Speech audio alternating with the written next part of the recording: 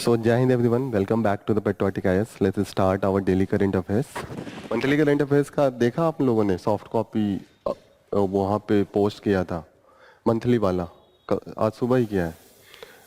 Have gone through गए हैं Telegram पे और व्हाट्सएप पे दोनों पे. तो 140 पेज का है. डेली बेसिस पे अगर 10 पेज भी पढ़ेंगे तो 10 दिन में आपका 10 से 14 दिन में you will be completing. Already जो हम लोग पढ़े हैं पूरे मंथ वही है, उसी का जो हमने फिल्टर करके जो रिपीटेशन है उसको हटा के हमने एक फॉर्म में लाया है. ओके, हार्ड कॉपी में भी कल आप लोग ले लीजिएगा. अभी थोड़ा सा चेंज जो करना है we will be doing. Okay, the topic we are going to discuss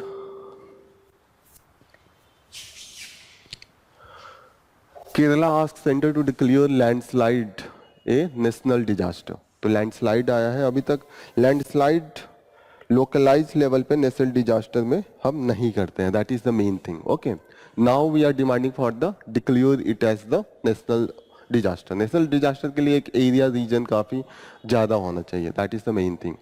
then we will see that 9 children killed in the MP house wall collapse. Daily basis पे ये सब तो आते ही रह रहे हैं. Then we will be seeing that the MNREGA states fall behind the paying unemployment ad. MNREGA के बारे में तो पता होगा. What is the MNREGA? Employment guarantee scheme कि जिसको कोई भी जॉब नहीं मिल रहा है वो कहेगा कि हमें जॉब नहीं है तो मनरेगा के थ्रू 100 डेज का अनस्किल्ड जॉब मिलेगा. उसमें ये है कि अगर कुछ डेज तक अगर गवर्नमेंट जॉब नहीं देती है तो वो पैसा फ्री में देगी. That is the thing. तो उसमें काफी लो लेवल पे इन्होंने पैसे अलाउंस दिए हैं, उसका डिस्कशन है. Then we will see that the science behind the ceramic. Ceramic का आप लोगों ने बर्तन यूज किया होगा, कांच वाली चीनी मिट्टी वाला. तो we will be seeing that कि सेरामिक का कहाँ टेक्नोलॉजिकल यूज है. Then we will see that the psychology of extravagance. Extravagance का क्या मतलब होता है? बहुत ज्यादा अमाउंट में पैसा आप खर्च करते हैं, मतलब एक क्या कहते हैं कि काफी विलासिता वाला जीवन आप जीते हैं, उसको एक्स्ट्रावैगेंस कहते हैं. Okay, then we will see that ये मेनली है कि अभी जो अंबानी के बेटे की शादी थी तो उन्होंने 5,000 करोड़ खर्च किया. तो उसी पे डिस्कशन चल रहा है कि इंडिया का क्या हालत है, यहाँ पे किस लेवल पे नॉर्मल आदमी का इनकम है. अंबानी की जो पूरी कंपनी है टोटल मिला के सोशल कॉर्पोरेट रिस्पॉन्सिबिलिटी है तो उस पे कितना खर्च किया है. एंड ओवरऑल इंडिया में जो इनइक्वालिटी है दैट इज द थिंग. कई कंसेप्ट है वो भी डिस्कस करेंगे. आज एक ऐसे टाइप का आंसर लिखा जाएगा. अभी तक हम लोग मेंस का जीएस का लिखते थे, आज थोड़ा सा हम लोग सीखते हैं कि 500 वर्ड का आंसर लिखना है. अभी फुल एस्से नहीं लिखेंगे. फुल एस्से का तो 1000 वर्ड से 1200 का होता है, लेकिन थोड़ा सा आधा 500 वर्ड में लिखने की कोशिश करेंगे. फिलोसफिकल होगा. Okay, then we will see that the stalked by the polio, Gaza face another siege. Okay, ये एक ही में है, अलग अलग नहीं है. स्टॉक्ड गाजा में अभी कुछ केसेस पोलियो के मिले हैं. जैसे पोलियो हमने इरेडिकेट कर दिया था, बस पाकिस्तान एंड अफगानिस्तान में था. कुछ अफ्रीकन कंट्रीज में कोविड के दौरान थोड़ा सा मिला था, क्योंकि वहां पे कोविड के टाइम पे हमने जो पोलियो का कंटिन्यूसली वैक्सीनेशन देते थे वो डिसरप्ट हो गया था. तो that's why it was the main cause. अभी देख रहे हैं कि गाजा के कुछ जो ड्रेनेज है उसमें पाया गया है पोलियो के वायरस. तो उसके लिए इजरायली है आर्मी अपने जितने भी सेना है उसको वहां भेजने के पहले वैक्सीनेशन दे रहे हैं. तो यहाँ पे बात हो रही है कि बायोलॉजिकल वेपन्स का भी यूज हो सकता है. जैसे होता है अभी तक हम लोग केमिकल्स वेपन या जो भी यूज कर रहे हैं that is the conventional weapons. कुछ समय में ऐसा हो सकता है कि कोई वायरस से ही अटैक कर दिया जाए किसी कंट्री पे, तो उसके बारे में थोड़ा सा डिस्कशन करेंगे. Then we will see that the election overhang. ये मेनली है कि अभी जो इन्फ्लेशन है कंटिन्यूसली एक लेवल से हाई है, और जो प्रोडक्शन है खासकर कोर सेक्टर है. कोर सेक्टर हम लोग कंटिन्यूसली पढ़ रहे थे, 8 कोर सेक्टर, तो उसके बारे में हम देखेंगे. After that we will see that the medieval minded जो यूपी का एंटी कन्वर्जन लॉ है, तो वो कैसे कई फंडामेंटल लॉ को, फंडामेंटल राइट्स को वायलेट करता है, उसको डिस्कस करेंगे.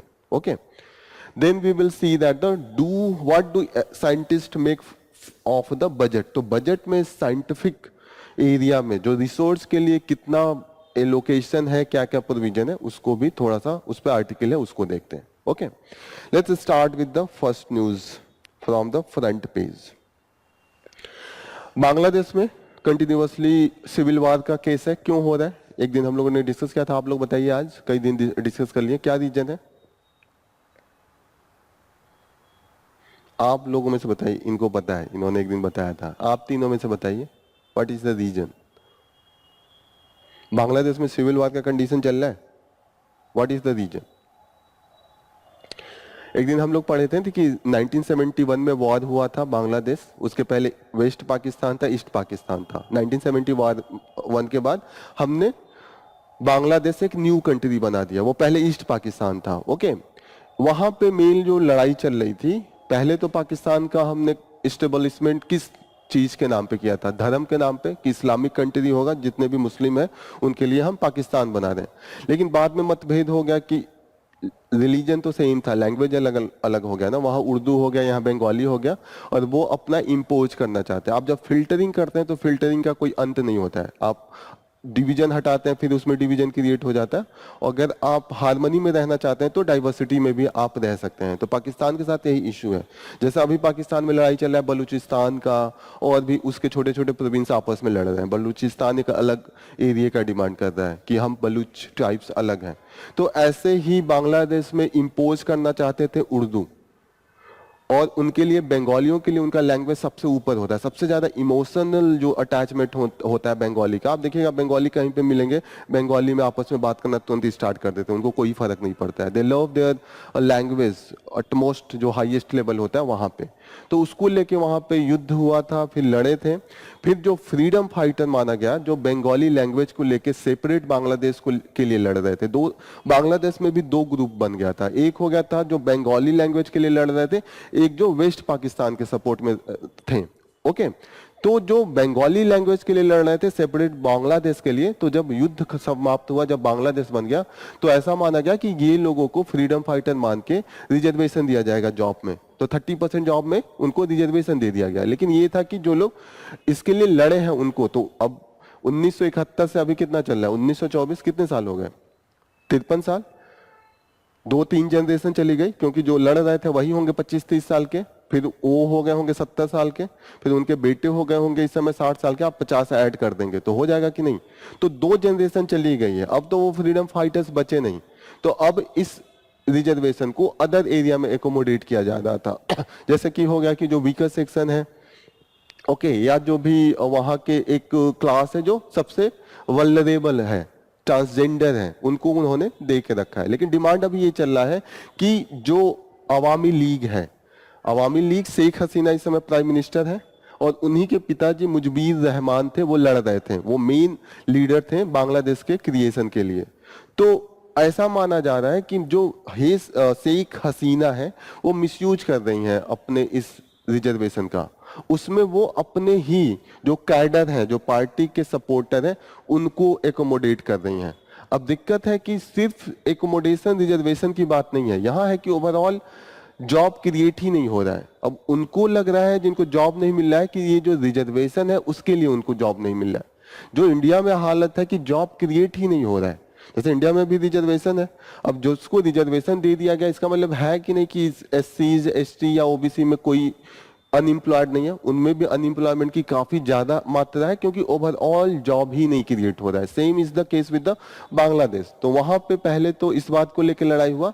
दूसरी लड़ाई इस बात की है कि जो शेख हसीना है कंटिन्यूअसली 3 बार से ऐसे जीत रही हैं जैसे कि मैनिपुलेशन ऑफ द इलेक्शन का उन पे आरोप लग रहा है। और जो उनके खिलाफ हैं खलीदा जिया, वो कह रही हैं कि they are not taking participation into the election, क्योंकि जो इलेक्शन मशीनरी है वो बायस है, वो शेख हसीना के कब्जे में है। क्लियर हो रही है? इस अब जो लड़ाई होने लगी है शेख हसीना को हटाने को लेके हो रही है। अभी रिजर्वेशन का मुद्दा हट गया, रिजर्वेशन था, लेकिन अभी कह रहे हैं कि ये रिजाइन दें एंड देन पीस जो प्रोसेस होगा तब हम अचीव करेंगे। That is the main thing. Okay, यहाँ पे नेशनल डिजास्टर की बात हो रही है। लैंडस्लाइड को अभी तक नेशनल डिजास्टर में नहीं रखा जाता जब तक एक पर्टिकुलर रीजन का उसका स्प्रेड ना हो। तो यहाँ पे सिर्फ 3 गांव जो है लैंडस्लाइड के अंडर में आए हैं, तो उसको लेके कंटिन्यूअसली डिबेट चल रहा है। और यहाँ पे जो मेन चीज हमारे लिए जानने वाला है वो 2 रिपोर्ट की बात हम लोग बार बार कर रहे हैं। पहला रिपोर्ट कौन सा है? कस्तूरी रंगन एंड गाडगिल रिपोर्ट, उसी को लेके हो रहा है कि किसको इंप्लीमेंट करना था, कस्तूरी रंगन को लेके करा था। अभी डिमांड आ रही है कि गाडगिल रिपोर्ट जिन्होंने कहा था कि जो वेस्टर्न एरिया है, वेस्टर्न घाट, उसके 60% एरिया में कोई भी एक्टिविटी नहीं होना चाहिए। गाडगिल ने वेस्टर्न घाट को कितने एरिया में बांटा था? 3 एरिया में बांटा था, 3 सेंसिटिव जोन में बांटा था। फर्स्ट सेंसिटिव जोन में कोई इंटरफेरेंस की बात नहीं की थी। दूसरे में कहा था कि ठीक है हम टूरिज्म को एक तरीके से हल्का फुल्का प्रमोट कर सकते हैं। तीसरे में उन्होंने छोटी छोटी चीजें जैसे फार्मिंग हुआ, छोटे छोटे उद्योग को उन्होंने कहा था कि लगा सकते हैं। ऐसे ही ग्रेजुअल प्रोसेस में he divided all this thing. Okay, यहाँ पे डेथ कंटिन्यूसली रिपोर्टिंग हो रही है तो वो हम लोग नहीं डील करेंगे। इंडिया का हॉकी टीम अभी तो सेमीफाइनल में पहुंच गया है, तो फाइनल देखते हैं कौन सा रिजल्ट मिलता है।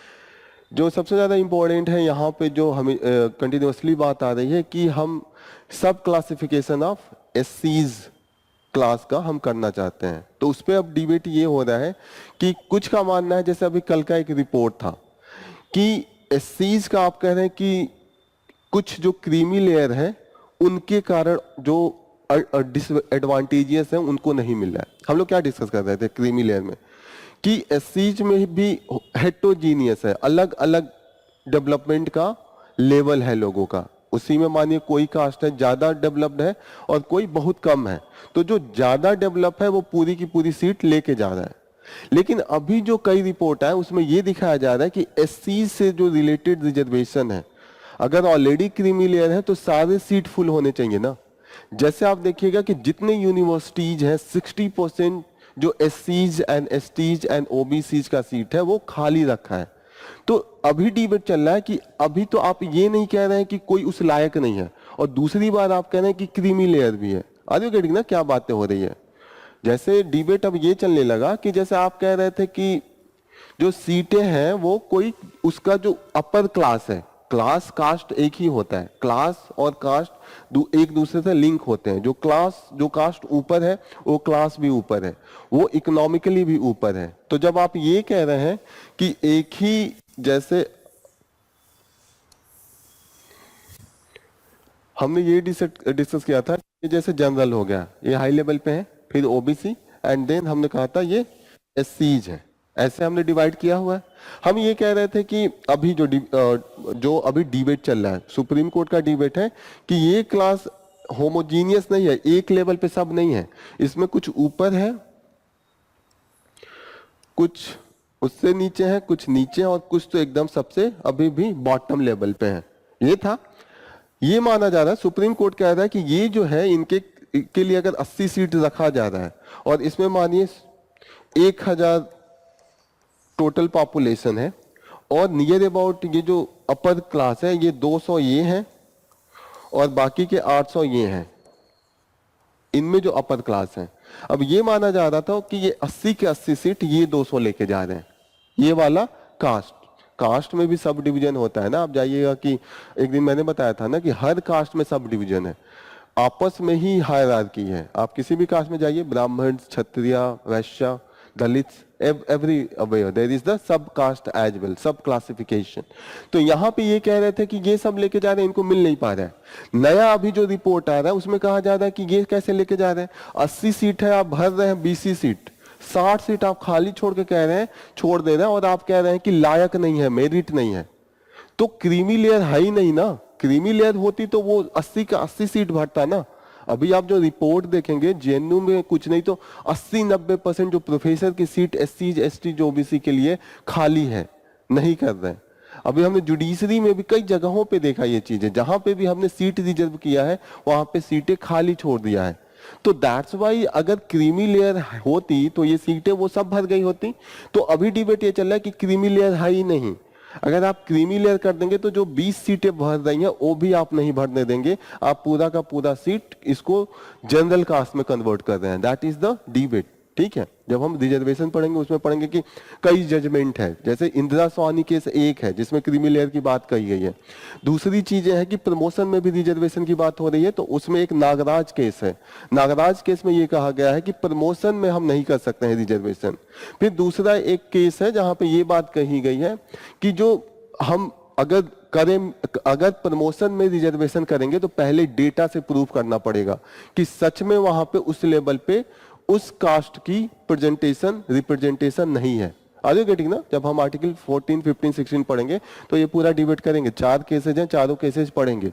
लेकिन अभी क्या डिबेट चल रहा है ये समझ में आ रहा है किस लिए? सुप्रीम कोर्ट ने अपना जजमेंट दिया है कि क्रीमी लेयर है, लेकिन जो अभी रिपोर्ट कंटिन्यूअसली आ रहा है, कई पॉलिटिकल पार्टीज हैं वो विरोध कर रहे हैं कि क्रीमी लेयर अगर रहती तो सीटें कैसे खाली जाती। That is the main debate यहाँ पे। जैसे अभी चिराग पासवान इसका विरोध कर रहे हैं,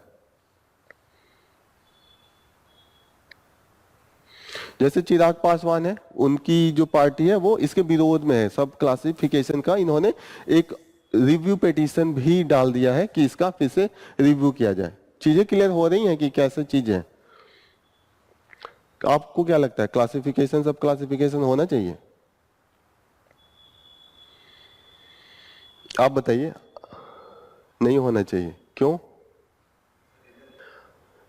यही लोगों की है, लेकिन कुछ स्टेट्स का ये लॉजिक है। जैसे अभी आंध्र प्रदेश का लॉजिक है कि उनका जो स्टेट रिजर्वेशन जो सीरियसली इस चीजों को इम्प्लीमेंट कर रहे हैं, उनका ये मानना है कि वो अपने स्टेट में तो कर दे रहे हैं, उनके वहां काफी डिवीजन है। जैसे जो मेन स्टार्ट साउथ के जितने भी स्टेट हैं वो खुश हैं, वहां पे जो सीटें हैं वो भर जाती हैं। जैसे आंध्रा का है, कर्नाटका का है, उनमें ये है कि उनमें डिवीजन है, वहां पे डिवीजन है। तो इसीलिए सुप्रीम कोर्ट ने यह भी कहा है कि ये स्टेट्स पे बाइंडिंग नहीं है। जो स्टेट चाहता है कि इंप्लीमेंट करना, इंप्लीमेंट करे, जो नहीं करना चाहता वो नहीं करे। एक रीजन तो ये है। बाइंडिंग नहीं होने का रीजन ये भी है कि जो ये जजमेंट देख रहे थे, वो जो पहला वाला कौन सा केस हमने पढ़ा था जिसमें सब क्लासिफिकेशन के खिलाफ सुप्रीम कोर्ट ने दिया था, ईवी चिनैया केस था। ईवी चिनैया केस पढ़ रहे थे हम लोग। ईवी चिनैया केस में सुप्रीम कोर्ट ने कहा कि कोई क्लासिफिकेशन नहीं है, होमोजीनियस है। ओके, तो वहां पे जो सुप्रीम कोर्ट ने जजमेंट दिया था वहां पे 9 की बेंच थी और ये जो है 7 की बेंच है। तो जब आप बाइंडिंग बनाने के लिए 9 से ज्यादा की बेंच बैठेगी तब हम पुराने वाले को नलीफाई करेंगे। बाइंडिंग तभी होगा। एक दिन मैंने बताया था ना कि सुप्रीम कोर्ट अगर कोई जजमेंट देती है और उसको अगेंस्ट में खुद सुप्रीम कोर्ट अपना रिव्यू देखती है। सुप्रीम कोर्ट सबसे बड़ा कोर्ट है, तो अगर वो कोई गलती कर देगी, अगर सुधार नहीं करेगी तो गलती हमेशा के लिए परपेचुएट होगा ना। तो सुप्रीम कोर्ट को ये पावर है कि खुद का जजमेंट खुद देखेगी दोबारा और खुद उसको रिवर्स कर देगी, उसके विपरीत वो खुद का जजमेंट दे सकती है। लेकिन उस जजमेंट के लिए जो बेंच का नंबर होना चाहिए पुराने वाले बेंच से ज्यादा होना चाहिए। मिनिमम जो कॉन्स्टिट्यूशन से रिलेटेड कोई भी अगर डिबेट है, कोई भी अगर मामला है, तो उसको देखने के लिए कम से कम पांच जजों की बेंच बनती है। क्लियर हो रहा है? ये 5 जजों की बेंच बनेगी अगर कॉन्स्टिट्यूशनल मैटर देखना है। अगर आपने 5 बेंच का जजमेंट कुछ आया है और उसके विपरीत देना है तो उसके लिए 6, 7, 9, 11 ऐसे होना चाहिए। अगर उतना ही होगा तो वो बाइंडिंग नहीं होगा। आर यू गेटिंग ना? उसको नलीफाई नहीं किया जाएगा, वो बोल देगा। जैसा भी बोल दिया तो अभी जो स्टेट करना चाहे वो करेंगे, लेकिन जो नहीं करेंगे तो उनके ऊपर कोई इंपोज नहीं करेगा। ये चीजें अभी डिबेट में चल रहा है। ओके, ये चीजें क्लियर हो रही हैं कि क्या डिबेट है। आपका आंसर में दोनों चीज लिखना। जब यूपीएससी में क्वेश्चन पूछेगा तो वो पूछेगा कि मतलब जो भी कि आप जस्टिफाई कर रहे हैं कि नहीं कर रहे हैं, तो आपको दोनों पॉइंट देना होता है कि यस जस्टिफिकेशन इस बात से है लेकिन अगेंस्ट ये भी है, और आप जिस पे स्टैंड लेंगे उस पे 1-2 पॉइंट आप ज्यादा लिखेंगे। यही होता है ना। जैसे ऐसा नहीं है कि आप एग्री हो रहे हैं तो सब अपने ही पक्ष में लिख रहे हैं। आप एग्री भी होते हैं तो जो अगेंस्ट के पॉइंट होते हैं उसको भी लिखते हैं, लेकिन आप जिस बात पे एग्री होते हैं उसके पॉइंट ज्यादा होंगे। अगर 2 पॉइंट आप डिसएग्री के लिए लिख रहे हैं तो 3 पॉइंट आप एग्री के लिए होंगे, और कोई सब्सटेंशियल आप उसको सब्सटेंशिएट करेंगे with the example, with the data. That is the pattern to write a good answer. चीजें समझ में आ रही हैं? तो you should have the all the points, negative as well as the जो आप सपोर्टिंग पॉइंट है वो भी होना चाहिए। नेक्स्ट जो ये डिबेट है लद्दाख को लेके, 370 हमने हटा दिया, रिपील कर दिया। 370 का हमने सुना होगा, काफी न्यूज था 2019 में। 370 के बारे में सबको पता है ना, आर्टिकल 370। कि कोई ऐसा जिसको नहीं पता है? आर्टिकल 370 आपको आर्टिकल 370 क्लियरिटी है क्या था? अच्छा आप बताइए। ये तो बहुत फेमस चीजें हैं। आर्टिकल 370 नॉर्मल हर आदमी को पता है। पान की दुकान पे डिस्कशन चलता है कि मोदी जी ने कश्मीर वाला 370 हटा दिया, बहुत अच्छा किया। 300। हाँ, वो पान की दुकान पे भी ये डिबेट चलता है कि हाँ, पान की दुकान वाले को भी पता है कि 370 हटाया अच्छा क्या। 370 था जिसमें कश्मीर का अपना खुद का अलग कॉन्स्टिट्यूशन था। ओवरऑल इंडिया का एक सिंगल कॉन्स्टिट्यूशन था, स्टेट का अपना कॉन्स्टिट्यूशन नहीं होता है। ओके, लेकिन कश्मीर को अंडर आर्टिकल 370 हम अपने कॉन्स्टिट्यूशन में ही लिख दिए थे, क्योंकि कश्मीर का मसला जो था बहुत बहुत कॉम्प्लेक्स था, कॉम्प्लिकेटेड था। तो उसको सुलझाने के लिए वहां पे डिमांड ये चल रहा था कि कश्मीर इंडिया में रहे कि पाकिस्तान में जाए। जो हमारे और वहां के राजा के बीच में, हरि सिंह उस समय के राजा थे, एग्रीमेंट हुआ था और वहां पे उन्होंने डिसाइड किया था कि हमारे लिए आप स्पेशल प्रोविजन दीजिए। क्लियर हो रही है? क्योंकि कश्मीर मुस्लिम मेजॉरिटी वाला प्रोविंस था। जब हमारा डिवीजन हुआ इंडिया पाकिस्तान का, तो उस समय ये था कि जितने भी मुस्लिम मेजॉरिटी होगा उसको हम एक तरफ करके पाकिस्तान बना देंगे। लेकिन कश्मीर के जो राजा थे वो हिंदू थे, लेकिन वहां की जनता जो थी वो मुस्लिम थी, majority. Okay, are you getting ना व्हाट वाज द केस? तो ऐसे केस में हरि सिंह चाहते थे कि खुद का एक अलग देश बना लें, लेकिन पाकिस्तान ने अटैक कर दिया। फिर उन्होंने जल्दीबाजी में इंडिया के साथ एग्रीमेंट किया, इंस्ट्रूमेंट ऑफ एक्सेशन उसको कहते हैं। बाद में हम लोग पोस्ट इंडिपेंडेंस में इसको डिटेल में पढ़ेंगे कि क्या हुआ था, कैसे हुआ था। क्लियर हो रही है कि 370 क्यों लाए थे? डिस्प्यूटेड एरिया था, पाकिस्तान वो मेजॉरिटी मुस्लिम था, तो उनका था कि पाकिस्तान उसको अपना इंटीग्रल पार्ट मानता था। लेकिन हरि सिंह थे और हमारा जो डिप्लोमेसी था उस समय का, हमने अच्छा डिप्लोमेसी करके पाकिस्तान से इंस्ट्रूमेंट ऑफ एक्सेशन कर लिया और कुछ पॉइंट हमने मान लिए जो उनका शर्त था। गेटिंग? 370 एंड 35 है, दो स्पेशल प्रोविजन दिया गया था। 370 में ये था कि जो इंडिया का कॉन्स्टिट्यूशन है उससे परे उनका अलग कॉन्स्टिट्यूशन होगा। और 35A में ये बात हुई थी कि जो बाहरी लोग हैं वो वहां लैंड नहीं खरीद सकते हैं, सिर्फ कश्मीरी ही लैंड खरीद सकते हैं, वहां का रेजिडेंस होना जरूरी था। गेटिंग? सही समझ में आ रहा है ना? क्यों था, क्या था? This was the reason. अभी जो है लद्दाख को हमने अभी क्या किया है, हमने यूनियन टेरिटरी बना दिया, लद्दाख को अलग, यहाँ पे अलग। जो स्पेशल स्टेटस था, अब लद्दाख को ये लग रहा है कि जो हमारा स्पेशल स्टेटस था, अगर बाहरी नहीं आ रहे थे वो सेफ थे। अब इन्होंने हटा दिया 35, तो क्या होगा? बाहरी जाके लैंड खरीदेंगे, वहां का जो ट्राइबल एरिया है वहां पे इंक्रोचमेंट होगा, उसको लेके फिर से ये लोग विरोध कर रहे थे। देखा, पहले वहां बीजेपी की गवर्नमेंट थी, अभी देखिएगा एक इंडिपेंडेंट ने बीजेपी को हरा दिया। तो दैट इज द केस। वहां हमें लग रहा था कि ठीक है, वहां के सोचे कि ये तो Hindu and Buddhist dominating area है। बीजेपी जो मोदी जी या जो अमित शाह ये बोल रहे थे कि बहुत अच्छा किया, लद्दाख के लोग बहुत खुश हैं, लेकिन लद्दाख में ही कंटिन्यूअसली विरोध प्रदर्शन चल रहा है, क्योंकि उनको लगता था भले हम बुद्धिस्ट हैं लेकिन हम सेफ थे बाय द आर्टिकल 35 एंड 370। वो कह रहे हैं रीस्टोर करने के लिए, क्योंकि कहीं पे भी ट्राइबल एरिया है कहीं ना कहीं खतरा होने लगता है। क्योंकि जो हमारा मेन लैंड है, हम लोग थोड़े ज्यादा होशियार होते हैं, चालाकी हम में भरी है पूरी, जाएंगे धीरे धीरे पैसा उधारी देंगे, फिर धीरे धीरे लैंड कैप्चर करते हैं, होता है ना। तो ये चीजें बहुत कॉमन है। ट्राइबल है, इतना होशियारी नहीं दिखा पाते हैं, दे आर अभी भी उनमें सिंप्लिसिटी है, वो भी अभी इतना सिर्फ पैसे के पीछे नहीं भागते हैं। That is the main thing. और यहाँ पे हमारे पास थोड़ी सी और भी टेक्नोलॉजी है, ऑलरेडी हमारे पास पूंजी ज्यादा है, तो हम वहां पे आसानी से डोमिनेट करने लगते हैं। तो यहीं पे वही विरोध चल रहा है कि जॉब जो पहले मिल भी जाता था लोकल लेवल के, अब वो भी कम हो गया है। That is the main thing. Clear हो रही है ये चीजें? तो लद्दाख में भी इसको लेके विरोध चल रहा है, स्पेशल स्टेटस की मांग कर रहे हैं और रीस्टोरेशन की बात कर रहे हैं।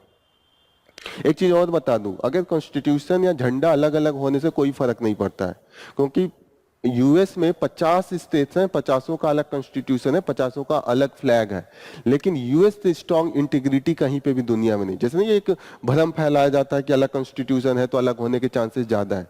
आप यूएस का पढ़िएगा, यूएस में 50 स्टेट्स हैं, यूनाइटेड स्टेट ऑफ अमेरिका है, 50 के अलग कॉन्स्टिट्यूशन है और 50 का अलग फ्लैग है, लेकिन उनका दोनों फ्लैग एक साथ कभी भी स्टेट लगा के रखते हैं। That is the main thing. तो इस पे अगर कभी डिबेट रखना हो तो ऐसा कई बार क्वेश्चन होगा कि क्वेश्चन पूछा जा सकता है कि अगर वहां पे अलग कॉन्स्टिट्यूशन है तो थ्रेट है इंटीग्रल पार्ट के लिए, इंडिया के इंटीग्रेशन के? तो नहीं थ्रेट है, क्योंकि ऐसा नहीं है कि जिस देशों में, कई ऐसे देश हैं जहां पे स्टेट्स को बहुत पावर दिया जाता है। इंडिया तो बायस है ना यूनियन की तरफ, लेकिन आप यूएस में देखिएगा तो बायसनेस स्टेट्स की तरफ है, बहुत कम पावर यूनियन को है। यूनियन को कुछ जो क्रूशियल एरिया जैसे डिफेंस हो गया, जैसे करेंसी हो गया, एक्सटर्नल अफेयर्स हो गया, यूएस में भी यही हाल है। इंटरनल मैटर में उनके जो स्टेट्स हैं बहुत पावरफुल हैं, वो खुद का लॉ बनाते हैं, खुद का डिसीजन मेकिंग है, खुद का उनका कॉन्स्टिट्यूशन है, वो डबल सिटीजनशिप है। अभी तो इंडिया में तो 2 कॉन्स्टिट्यूशन के बाद सिंगल सिटीजनशिप था, वहां पे 2 सिटीजनशिप है। जो स्टेट्स का सिटीजन होता है वो अपना लेता है, जो United state of America overall nation का होता है वो अलग सिटीजनशिप होता है। चीजें क्लियर हो रही हैं? तो ये सब चीजें आपको पता होनी चाहिए।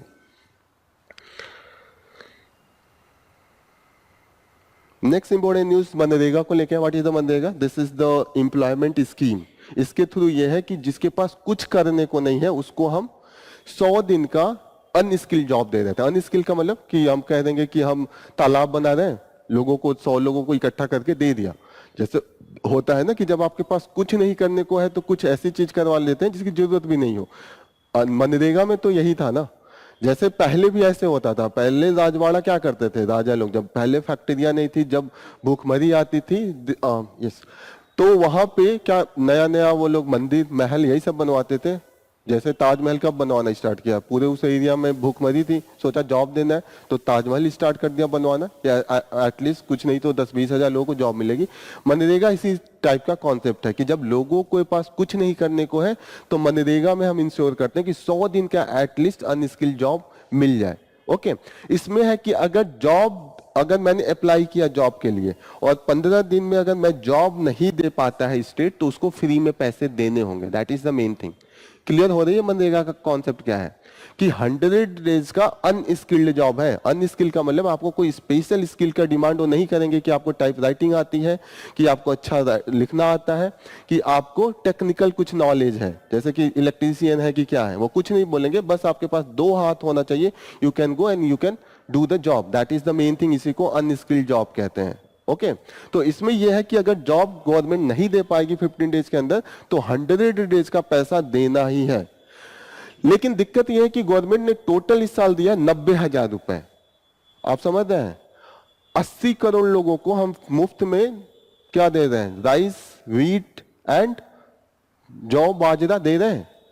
80 करोड़ पॉवर्टी लेवल से नीचे हैं। आर यू गेटिंग ना? 80 करोड़ में हमने 90,000, लाखों का नहीं है, 90,000 रुपए सिर्फ दिया है अलाउंस में। और आप जाएंगे नॉर्मल देखेंगे कि ऐसे लोग हैं, बहुत से लोग जो अप्लाई करते हैं उनको नहीं मिलता है। तो कहीं ना कहीं ये पैसे जो मिलने चाहिए वो नहीं मिल रही है। 90,000 कितना हो गया? मुश्किल से आप 300 भी माने, जो मिनिमम मनरेगा का जो वेज है वो 300 है। 300 से मैं डिवाइड करूंगा, 2 जीरो कट गया, फिर 3 से डिवाइड करूंगा, 300 लोगों को बस इन्होंने अलाउंस दिया है, वो भी एक दिन का। एक ही दिन का हुआ ना? आर यू गेटिंग ना? 80 करोड़ लोग भूखमरी के कागार पे हैं और सिर्फ 300 लोगों को ये पैसा अलाउंस मिला है। तो दैट इज रिप्रेजेंटिंग कि जो मनरेगा का डिमांड है, जो गवर्नमेंट पैसे दे रही है, उसमें लैक कर रहा है। जो नीड है, जो डिमांड है, उसको फुलफिल नहीं कर पा रहे। क्लियर हो रहा है ये चीजें? 300 लोगों को बस पैसे दिए फ्री में मनरेगा के अंडर में। That is the report. ये खुद का गवर्नमेंट ने अपना पार्लियामेंट में ये रिपोर्ट दिया इस बार के बजट में। That is the thing. समझ में आ रहा है ये चीजें कि क्या है, कैसे है, कैसे, मतलब अनएम्प्लॉयमेंट में जब क्वेश्चन अगर आएगा मेंस में तो ये सब चीजें आप मेंशन कर सकते हैं एज एग्जांपल कि क्या चल रहा है, कैसे हम चीजों को इस स्कीम को इम्प्लीमेंट करते हैं। जीएस पेपर 2 का जो मेंस में है उसमें स्कीम एक पूरा टॉपिक है, तो वहां पे पूछता है कई बार कि जो इम्प्लीमेंटेशन ऑफ स्कीम से उसमें क्या लकुना है। लकुना मीन्स कमी। चीजें क्लियर हो रही है? तो ये एक काफी मेजर कमी है जिसको लेके बहुत अपोजिशन भी हो रहा है। ये कंटिन्यूअसली हम लोग पढ़ रहे हैं कि कैसे इंक्रोचमेंट हो रहा है, कैसे चीजें नेचुरल एंड जो हमारा एंथ्रोपोजेनिक है, जो ह्यूमन इंड्यूस्ड जो क्लाइमेट चेंज हम कर रहे हैं और इसका इम्पैक्ट आ रहा है। इसमें टोटल यही डिस्कशन कर रहे हैं कि हम जैसे कहीं पे भी कोई भी क्राइसिस आता है, डिजास्टर, तो उसका इम्पैक्ट सिर्फ लोकलाइज नहीं होता है, दूध का भी इम्पैक्ट यहाँ पे पड़ता है। एक तो लोकलाइज इम्पैक्ट होता है, जैसे हम लोग कल क्या पढ़ रहे थे? कल विजयनगर एम्पायर पढ़ रहे थे। विजयनगर में हम्पी के कल टेम्पल पढ़े थे। हम्पीज के जो टेम्पल थे वहां पे हमने क्या देखा था? पास के जो स्टोन्स हैं वहां पे क्वायरिंग कर रहे हैं। क्वायरिंग का मतलब स्टोन का जो हम माइनिंग करते हैं उसको क्वायरिंग कहते हैं। ओके, क्वायरिंग के कारण वहां पे जो पत्थर नीचे से निकाल रहे हैं, ऊपर जो मंदिर है वहां पे कभी ना कभी जो लैंड स्लाइड या कभी ना कभी एक ह्यूमन इंड्यूस्ड अर्थक्वेक होता है, उसका इंपैक्ट हो सकता है। क्लियर हो रही है?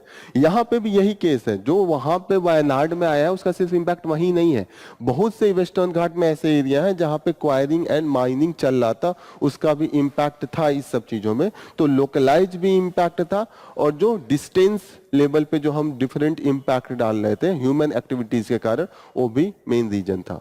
क्लियर?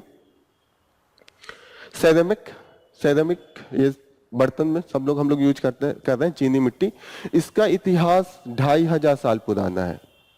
जो हमारा इंडस वैली सिविलाइजेशन था, आप लोगों का कंप्लीट हो गया तो पढ़ा होगा कि उसमें भी जो टेरेकोटा था, ये सब बर्तनें थी काफी, वहां पे भी बीड्स ये सब थे कहीं ना कहीं। तो इसका भी ये सबसे पुराना यूज है, मतलब जिसका जो मीनिंग होता है सेरेमिक का, केरेमोस होता है, पॉटर्स क्ले कहते हैं। सिंपल सी चीज है, अब मिट्टी को आप एक स्पेसिफिक यूनिक टाइप की जो सॉइल होती है उसको आप पका के बनाते हैं, that is the main thing.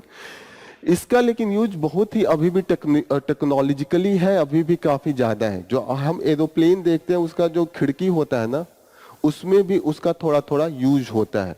Electronics में भी इसका कई यूज है। ओके, वैरिस्टर्स, वैरिस्टर्स क्या होता है? जो आपका मोबाइल में आप चिप देखते होंगे, तो एक बार दिखाऊं वैरिस्टर्स क्या होते हैं। इस टाइप का शेप देखते हैं आपके मोबाइल में लगता है, तो इसके लिए भी हम सेरेमिक का यूज करते हैं। सेरेमिक मल्टीपल यूज होता है, और टेक्निकल आपको लगता होगा सिर्फ बर्तन में यूज होता है, जो आप लोग खाते हैं चाय पीते हैं वहीं पे यूज नहीं है, इसका बहुत से जगहों पे यूज है।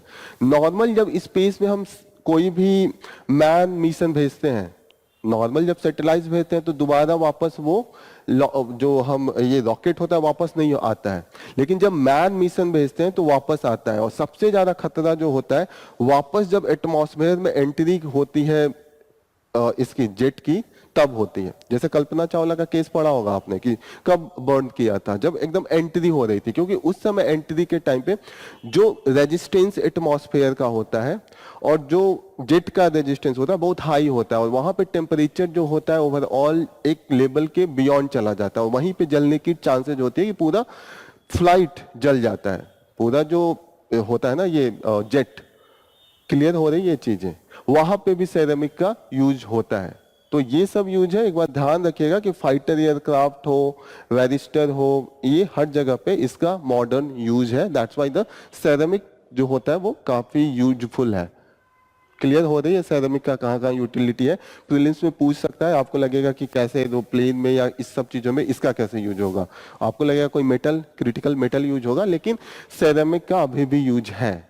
ओके, इलेक्ट्रिसिटी में है, इलेक्ट्रॉनिक्स में है, everywhere it is being used. Next important news समझ में आई ना सेरेमिक वाली कि क्या होती है, कैसे है, कहाँ का यूज है।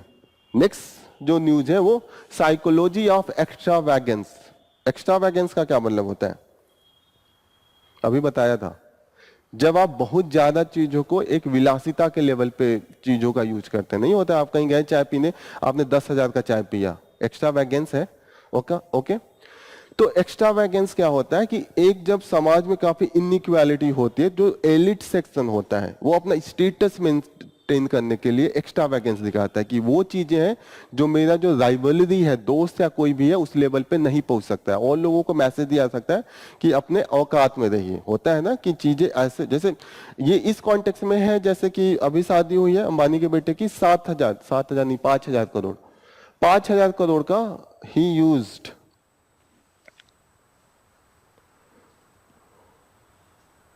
5,000 करोड़ का उनका टोटल खर्चा था इस बात का, जो शादी का है। 5,000 करोड़ की खर्चा है, लेकिन जो आम जनता का जो एवरेज वेल्थ है, सैलरी की बात नहीं कर रहा हूं, वो अपना जमीन बेच दे, घर का एक एक सामान बेच दे, तो एवरेज वेल्थ जो है अराउंड 0.9 मिलियन है। 0.9 मिलियन के आसपास। मिलियन का मतलब अगर आप लाख में भी करेंगे तो ये तो जो अपर 40% है, एवरेज जो ओवरऑल का देखेंगे तो वो 2 लाख के आसपास है। एवरेज वेल्थ की बात कर रहा हूं, समझ में आ रही है? एवरेज वेल्थ, इनकम की बात यहाँ पे नहीं हो रही है। यहाँ पे इन्होंने दिया है कि जो 1% का वेल्थ है, 1% का जो वेल्थ है, दैट इज एवरेज जो है वो नियर अबाउट 5 करोड़ है। जो 1% है उनका मिनिमम वेल्थ है जो वो 5 करोड़ से ज्यादा है। लेकिन जो नॉर्मल ओवर, अब फिर बच्चे जो ऊपर के और जो नीचे के 50% और 40%, उनका इन्होंने एवरेज वेल्थ दिखाया है 0.17 मिलियन। तो मिलियन को लाख में बदलने के लिए मैंने क्या बताया था, एक दिन बताया था ना, क्या बताया था? 10 लाख 10 से गुणा करूंगा, 10 से गुणा करूंगा तो 1.7 लाख आएगा, 1,70,000। और इसका जो एवरेज मिडिल क्लास है उसका 9,60,000 आएगा, यही आएगा ना। 9 लाख यहाँ पे अगेन वेल्थ की बात हो रही है, जो इनका वेल्थ है, इनकम नहीं है, वेल्थ की बात हो रही है। थोड़ा सा कंफ्यूज मत होइएगा, इनकम और लो हो जाता है। तो that is the main thing. यहाँ कह रहे हैं कि जिस देश की ये हालत है वहां पे इतना एक्स्ट्रावेगेंस जो होती है, कहीं ना कहीं जो हम एक समाज का इनइक्वालिटी को दर्शाता है। थोड़ा फिलोसफिकल है यहाँ पे, ये फिलोसफिकल और हो रहे हैं। एक इन्होंने इकोनॉमिक्स का एक टर्म बताया है कि एक इनके इकोनॉमिक थिंकर है वेबलेन। वेबलेन एक गुड्स का भी टाइप होता है, वेबलेन गुड्स। आप जब इकोनॉमिक्स पढ़ेंगे तो उसमें वेबलेन गुड्स होता है, कभी नाम सुना है वेबलेन गुड्स का? वेबलेन गुड्स ऐसे होते हैं नॉर्मल कंडीशन में, जैसे किसी चीज का इसका प्राइस बढ़ गया, डिमांड कम हो जाती है। जैसे बहुत से लोग पहले मानिए टाटा का चाय पीते हो, ठीक है, टाटा का चाय मानिए 100 रुपए का हो, सडनली उसका 200 हो जाए तो लोग लोकल चाय पीने लगेंगे। डिफरेंट टाइप के टी कंपनी जाते हैं जो लोकली होते हैं, तो तुरंत शिफ्ट हो जाता है। जब रेट बढ़ता है तो डिमांड कम हो जाता है। लेकिन वेबलेन गुड्स ऐसे होते हैं जब रेट बढ़ता है तो डिमांड उसका बढ़ जाता है। ये थोड़ा सा एक्सेप्शन होता है जो इकोनॉमिक्स का। क्लियर है क्यों होगा? वेबलेन गुड्स ऐसे होते हैं जो स्टेटस को दर्शाते हैं, वो सस्ते सामान नहीं होते हैं। जैसे कोई डायमंड का रिंग हो गया जो बहुत ही महंगा है, एक प्रॉपर तरीके से डिजाइन हुआ, या छोड़िए मैं रिंग की बात छोड़ता हूँ, कोई मानी डिजाइनर है कपड़े का, उसने स्पेशल एक डिजाइन किया और उसने कहा इसका रेट होगा 5 करोड़, हो गया। तो एक स्टेटस दिखाने के लिए बहुत से ज्यादा लोग आने लगेंगे खरीदने के लिए जो अमीर है। वेबलेन गुड सस्ता नहीं होता है, उसका हमेशा हाईयर स्टेटस होता है, नॉर्मल आदमी नहीं खरीद पाता है। लेकिन एक नॉर्मल अगर डायमंड का भी रिंग है और 2 लाख का है तो सब अमीर खरीद लेंगे, तो कोई स्पेशल डिमांड नहीं होगा। लेकिन कोई एक आ जाए 5 करोड़ का हो जाए तो हर जो सबसे बड़ा अमीर है वो दिखाना चाहेगा मैं सबसे बड़ा समाज में हूं, मैं खरीदूंगा। क्लियरिटी आ रही है? 2 लाख वाले का डिमांड नहीं आएगा, लेकिन जो 5 करोड़ का स्पेशल डिजाइन होगा एक ज्यादा डिमांड आ जाएगा। हर जितने भी अमीर है वो कॉम्पीट करेंगे कि 5 करोड़ का मैं 5.5 करोड़ दे दूंगा। स्टेटस दिखाना होगा ना, दैट इज द, यही इन्होंने कहा है कि that is known as the conspicuous consumption. Conspicuous consumption का मतलब होता है कि ये दिखाने के लिए कि मेरी सोसाइटी में क्या स्टेटस है, और दोस्तों को भी दिखाने के लिए कि मैं तुमसे ऊंचा हूं, दुश्मनों को भी दिखाने के लिए कि मैं तुमसे ऊंचा हूं, और साथ साथ गरीबों को ये मैसेज दिया जाता है कि अपनी आप औकात में रहिए, इस औकात में आने के बारे में सोचिएगा भी नहीं। ये फिलोसफिकल यहाँ पे डिफरेंट फिलोसफी दी गई है। तो एक चीज ये है। दूसरा कॉन्सेप्ट इन्होंने कहा है कि कई बार ऐसे, जैसे यहाँ पे ये क्या दिखा रहे हैं कि मैं ज्यादा काबिल हूं, अमीर क्या दिखा रहे हैं कि मैं ज्यादा काबिल हूं, मैं टैलेंटेड हूं, मेरे पास मेरिट है, that's why the money is with me. जैसे इन्होंने एक एग्जांपल दिया कि ये जब शादी हो रही थी तो यहाँ पे मुंबई में जैसे रिपोर्टर होते हैं ना, डिफरेंट लोगों से पूछते हैं, तो मुंबई में एक रिपोर्टर से एक नॉर्मल जो ठेले वाले थे उनसे पूछा गया कि इतना पैसा लगा रहे हैं, तो वो कहा कि ठीक है, उन्होंने कमाया है तो अपने बेटे के शादी में लगा दें, तो उसको एक्सेप्टेबल था। जैसे अमीर ये दिखाने की कोशिश करते हैं कि आप गरीब हैं और मैं अमीर हूं क्योंकि मेरे अंदर वो टैलेंट है। आर यू गेटिंग ना? तो अमीरों, जो गरीब है उसको भी लगने लगता है हाँ मैं उस लायक नहीं हूं तभी मैं गरीब हूं, ये सच में लायक है तो ही ये अमीर है। लेकिन एक फिलॉसफी और चल रही है कि देखिए कोई भी एक लेवल के बाद अमीर तभी होता है, कहीं ना कहीं सोसाइटी का हर वर्ग का वो कुछ ना कुछ हक मारता है। जैसे होता है ना, अंबानी का एक तो जो 1000 करोड़ का एम्पायर नहीं खड़ा करे होंगे, कहीं ना कहीं उनके लिए वर्कर काम कर रहे होंगे, हर वर्कर का जो उनके जो वेल्थ है उसमें उनका भी तो पार्टिसिपेशन होगा। जो सोसाइटी की जो हमारी मायने हैं, जो फॉरेस्ट एरिया, वो तो उनको दिया जाता है ना, तभी तो वहीं से वो पैसे कमाते हैं ना। तो एक थ्योरी ये बोलती है कि ट्रस्टशिप की थ्योरी, ट्रस्टशिप ये कहती है कि ये जितने भी अमीर हैं वो ट्रस्टी हैं, उनका वो पैसा नहीं है, सारे सोसाइटी का कंट्रीब्यूशन है उसके अमीर होने में, और वो एक्स्ट्रा वैकेंसी में नहीं जा सकते हैं, अपने अनुसार वो वेल्थ को नहीं खर्च कर सकते हैं। गांधी जी भी यही कहते थे, गांधी जी ने भी एक ट्रस्टशिप का फॉर्मूला दिया था। उसने कहा जैसे 1930-40 के बीच में बड़ा लड़ाई हो रहा था दो सिस्टम के बीच में, कैपिटलिस्ट एंड कम्युनिस्ट, सोशलिस्ट जो हम लोग पढ़ते हैं। कैपिटलिस्ट ये था कि अमीर जितना भी चाहे अपना धन बढ़ा सकता है, वो उसका मालिक होगा और जैसे चाहे वैसे खर्च कर सकता है। फिर मार्क्स वाले लोग आए, सोशलिज्म कम्युनिज्म, उन्होंने कहा कि जितना भी समाज का है, जैसे मानिए जैसे एक सिंपल से एग्जांपल दे रहा हूं, जो अंबानी के दो लड़के हैं वो पैदा हुए, उनको ले जाके एक ट्राइबल एरिया में छोड़ आया, तो उनके पास उतना धन होता, अपने दम पे कमा पाते वो? एक चीज सिंपल सा एग्जांपल है, ट्राइबल एरिया में होते तो उनकी हालत क्या होती? तो कहीं ना कहीं ऑलरेडी वेल्थ था और कहीं ना कहीं उस वेल्थ पे वो कैपिटलाइज कर रहे हैं। उनमें टैलेंट होता तो वो कहीं बना ले, आप कह रहे हैं कि हमारा टैलेंट है, मैं अपने दम पे कमा रहा हूं। तो जब एक जनरेशन का डेथ हो जाता है तो उसके बाद उस जनरेशन दिखाए ना, जैसे ओरिजिनल जो पहले अंबानी थे, धीरू भाई अंबानी, उन्होंने अपने दम पे कमाया, तो वहां पे हम बोल सकते हैं कि he own by his own talent. वहां पे भी लेकिन कहीं ना कहीं समाज का रिसोर्स आप यूज करते हैं। अरे जो माइनिंग है, आप थोड़े पैदा लेके आकाश से आते हैं, माइनिंग तो हम सबका है ना, इस देश के जितने भी नागरिक हैं, वो आपको दिया जाता है। क्लियरिटी आ रही है? क्या डिबेट चलाएगी? ये इससे टाइप का है, यहाँ पे एक डिबेट चल रहा है कि जो दो तरीके का थ्योरी है। एक थ्योरी है कि मेरिट बेसिस पे जो अमीर है उनको जितना खर्चा है खर्चा करने की छूट देनी चाहिए। दूसरा डिबेट ये चल रहा है कि जितने भी अमीर हैं उनका वो पैसा नहीं है, वो सिर्फ ट्रस्टशिप के जैसे हैं, एक लेवल से ज्यादा वो पैसे नहीं खर्च कर सकते। जैसे 5,000 करोड़ एक गरीब समाज के लिए बहुत ज्यादा है। 5,000 करोड़ में कुछ नहीं तो हम 5,000 हॉस्पिटल बना सकते थे 1-1 करोड़ का। दिस इज द डिबेट कि यहाँ पे जो है हालत वो नहीं है जैसे हम कह रहे हैं। इन्होंने एक रिलीजन का भी एग्जाम्पल दिया, जैसे इस्लाम में इन्होंने दिया है कि कुरान में ये लिखा है कि जितने भी किसी का धन है उस पर उसका हक नहीं है, कहीं ना कहीं जितने गरीब है उनका भी उस पर बराबर हक है। जैसे अगर आप कहीं वेल्थ के ओनर हैं तो आप आंख मूंद के नहीं कर सकते हैं कि आप जाके 2 करोड़ का वाइन पी रहे हैं, होता है ना, एक्स्ट्रा वैकेंसी नहीं हो सकती है। आप ठीक है, आप धन कमाइए, ऐड कीजिए।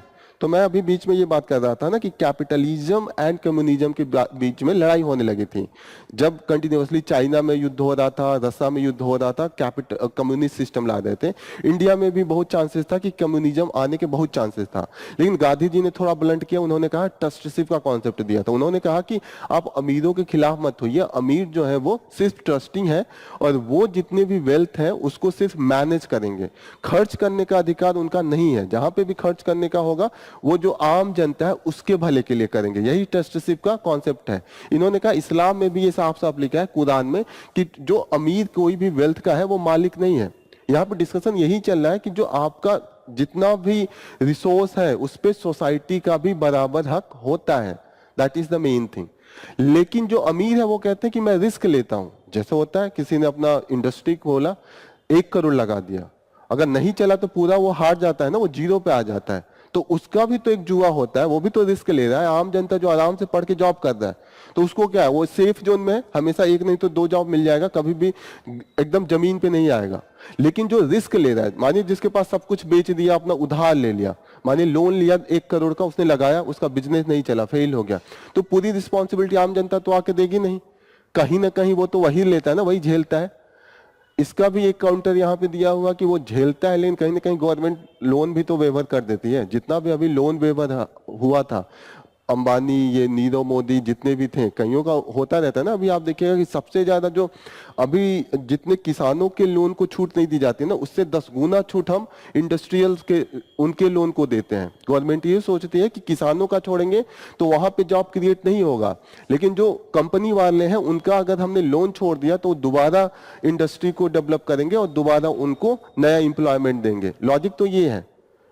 समझ में आ रहा है ये सब चीजें? मैं दोनों पक्ष क्यों बता रहा हूँ, ताकि आपके पास भी इसके लिए लिखने के लिए एक लॉजिक हो। तो इस पे एक एस्से का क्वेश्चन है, आप लोग लिख कीजिएगा।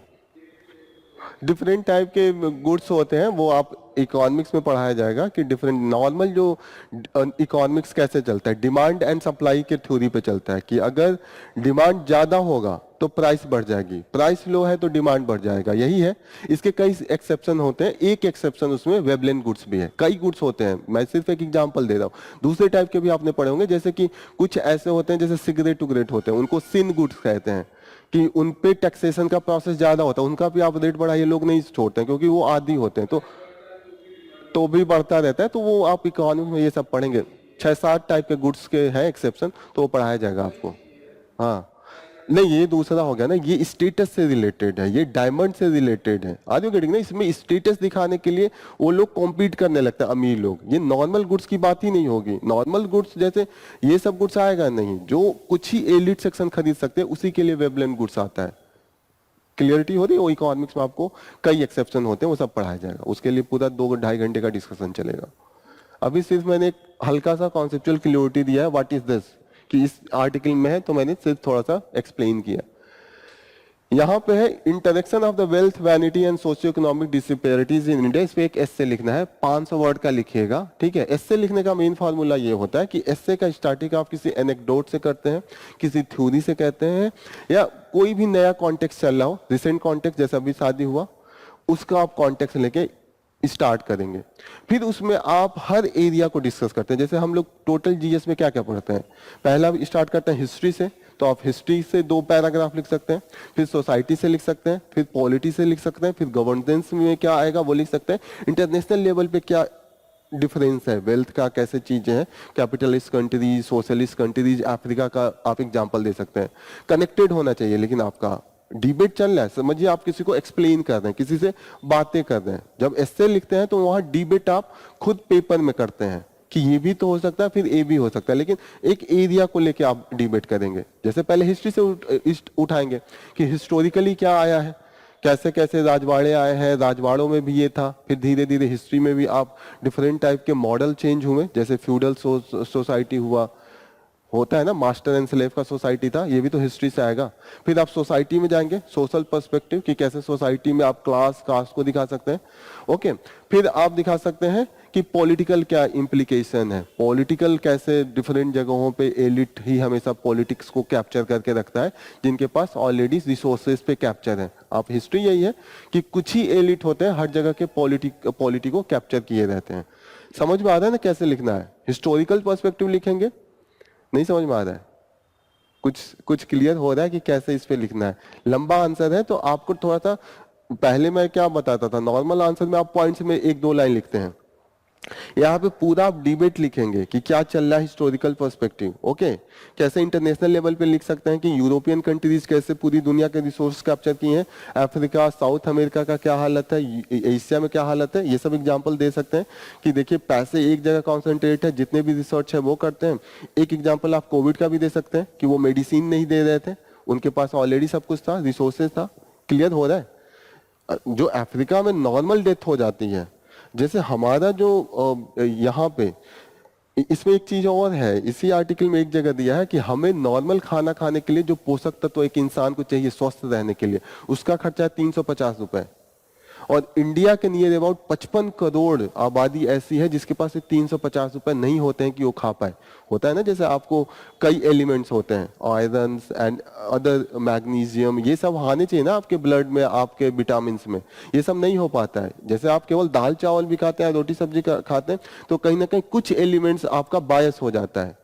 होता है ना कि एक सिर्फ आपको फूड सिक्योरिटी नहीं देना है, आपको न्यूट्रिएंट सिक्योरिटी भी देना है। फूड सिक्योरिटी का मतलब भूखे नहीं मरना है, न्यूट्रिएंट सिक्योरिटी का मतलब हो गया कि खाना के साथ साथ आपको जितने भी न्यूट्रिशन होते हैं, जैसे एक फल फ्रूट्स की भी तो जरूरत होती है। आप तो चावल, गेहूं और जौ बाजरा दे रहे हैं, लेकिन फ्रूट्स की भी तो एक नीड होती है हर इंसान को, और फ्रूट्स में भी डिफरेंट फ्रूट्स की नीड होती है, तो वो तो गरीब को नहीं मिल पा रहा है। तो कहीं ना कहीं you have to be careful about the all the needs of the poor person as well. यहाँ पे कहीं ना कहीं दिया है कि जो हमारा एवरेज इनकम है, 56% इंडियन के पास इतना नहीं है कि वो खाना सही से खा पाए। दैट इज द रिपोर्ट, ये दिया हुआ है, ओके।